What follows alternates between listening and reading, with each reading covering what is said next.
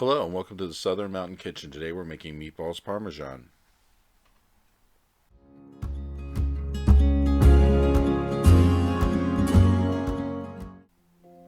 So what you're going to start with is at least a medium to large bowl, which you are going to add a pound of ground beef to it and at least a half of a pound of Italian sausage. You're going to mix these together. I'm using a meat pounder, which basically you break up your meat with. You can get these very easily at a dollar store, which is where I got mine. You want to keep mixing until you see that the two types of meat have incorporated together. This is going to take a second to get them worked through, but just keep working it. So to this, we are adding a half cup of red and green bell peppers, which is basically a pepper onion blend you can get frozen from Walmart or any other store. It's just a lot quicker and a lot cheaper to do this because you're going to get your peppers and your onions already cut up, and the price of bell peppers is through the roof, so this is the cheaper alternative. So mix this through with the meat, and then we are going to add 2 eggs to the mixture. And again, mix it up some more. Now mind you, this meat chopper thing that I'm using is only going to last for so long because eventually you're going to have to put your hands in this. But for the time being, it works to mix up what you're putting in. Now to this mixture, you are going to add 1/4 of a cup of Italian breadcrumbs and mix them through.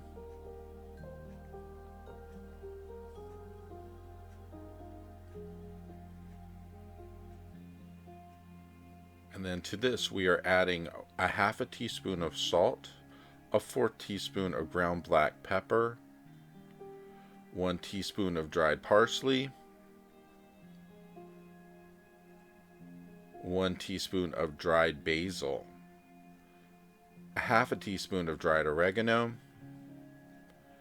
and a half a teaspoon of steak seasoning. This is just going to punch up the flavor of the meat, just for the fact that it just has a lot of seasoning in it and it gives it a better flavor, I think. If you don't like using it, you don't have to. That's your choice. So go ahead and continue to mix up. And then we are going to add 2 cups of French bread to this, which basically I use the kind that you can buy in the store that has seasoning on top because the seasoning punches the flavor of the meatballs. So I cut that up into little pieces and put it in. And at this point, you're going to start to notice that the meat pounder just stops working. So it's time to use the hands. So basically, it's just a matter of squeezing all the ingredients together, mushing them together, getting everything worked through to where it is all completely incorporated. This takes a minute. It's not pretty. And it will stick to your hands. But it's really worth it in the end because these are great tasting meatballs. So as you can see in the video, it doesn't take a long time for it to start moving together, but you have to make sure that you get everything mixed through and get all of the peppers and onions and everything mixed in, and the pieces of bread, definitely get them mixed in, get them wet from your egg and from the meat.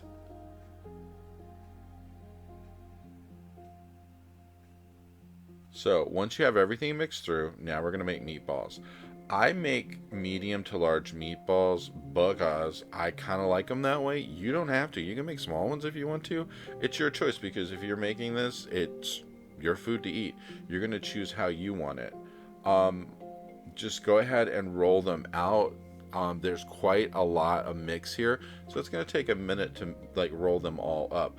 I usually just put a platter beside of the bowl and just roll them up and set them there for the time being until I'm ready to put them on a baking sheet. At this point, you could probably go ahead and preheat your oven to about 375 degrees. Get a pan, put some foil over it, and a little olive oil on the pan to make sure these don't stick because they do have a tendency to stick. So smear it all over the place, make sure your oil is all on it, And then once you're done with that, we're going to place the meatballs onto the pan. Once these go in the oven, they're going to need to bake for at least 35-40 minutes. You want to make sure they're cooked pretty much completely through. They will cook some more when they go in later into the sauce that we're cooking, but we really want them done before they hit there. So put them onto your pan. If you can, make sure they're not touching too much, and then put them in the oven to cook. And when they're done, they're going to come out looking like this. We're going to put them in a skillet with a little bit of olive oil and just place all the meatballs there. And you're going to heat this up to at least, I would say, medium to high, because you're going to actually add ingredients later that need to melt like cheese. So you want to actually get the whole pan hot for what you're about to do.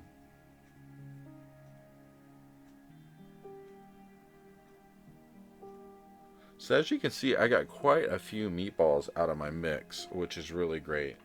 Now we're going to take a can of spaghetti sauce and pour over top of this. It's your choice what you use, because you know they have cheese, they have traditional, they have garlic and herb, whatever. Whichever kind you want, but it is the decently large can that you see on the shelf. So go ahead and pour that over. You have a choice of picking cans, jars, whatever you want. It's up to you, because this is your meal. Once you get that coated all over top, we are going to do something to the sauce. We're going to add a little bit of sugar, because sugar actually offsets the acidity of tomato sauce. If you don't want to use the sugar, you don't have to. But I put in at least a couple tablespoons to offset, because it gives it more of a sweet taste. And you know what? It just tastes better to me on something like this. If you don't want it that way, you don't have to do it. So it's your choice. Now, once you have the sugar in, if you're putting in, or even if you didn't put it in, you're going to want to stir up the meatballs and the sauce to make sure everything is coated evenly. So just mix them around a little bit, make sure everything stirs around some. Especially if you did put the sugar in, you want to make sure that it is getting coated with the sauce, so that way as it cooks, it's going to actually cook down. So we want to let these simmer for a while. I would give them at least a good 5 minutes to do it, so that way some of the flavor from the sauce gets into the meatballs. Stir them around a little as you go. Make sure nothing is sticking to the bottom of your pan. It shouldn't, but just to make sure.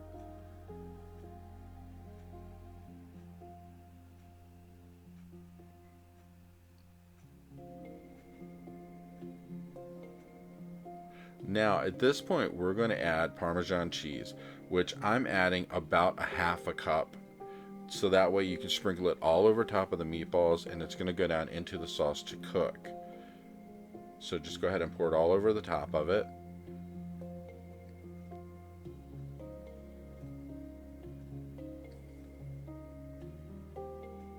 Now notice that as this is going along, that the sauce is simmering underneath, and that's really good. To the top of this, you're going to add mozzarella cheese. Now you can use as little as much as you want. I ended up using probably the equivalent of almost 2 cups, because I wanted a lot of cheese over top of the meatballs. It's your choice how much you use. Just, eyeball it, decide what works for you. If you don't like a lot of cheese, you don't have to use a lot. It's up to you as to how you want to do it. Now, as this cheese is on top of the meatballs and the sauce is simmering underneath, it's going to start to melt down, and that's what you want. It's going to basically heat it up to where, by the time you're ready to serve this, all the cheese is melted through.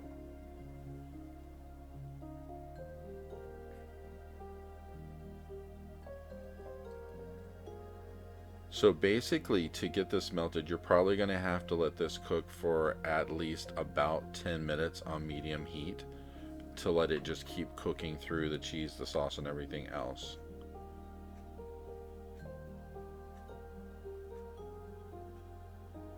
So as you can see, I was not shy with the cheese. I really like this cheese on top.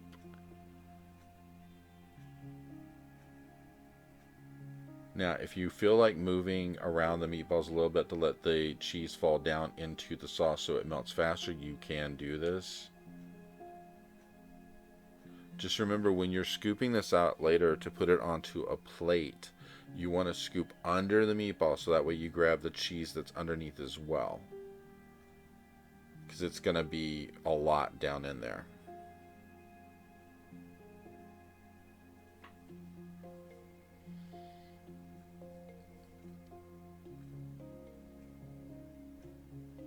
Make sure as this is cooking that if your sauce starts to bubble, it doesn't start popping out of the pan. But as you can see with mine, it is pretty much melted at this point. And when you're done and you scoop it out and put it on a plate, it is going to look something like this. I served mine with some garlic bread and it had such a great taste. I hope you liked this video, and if you did, please like and subscribe, and I hope to see you next time.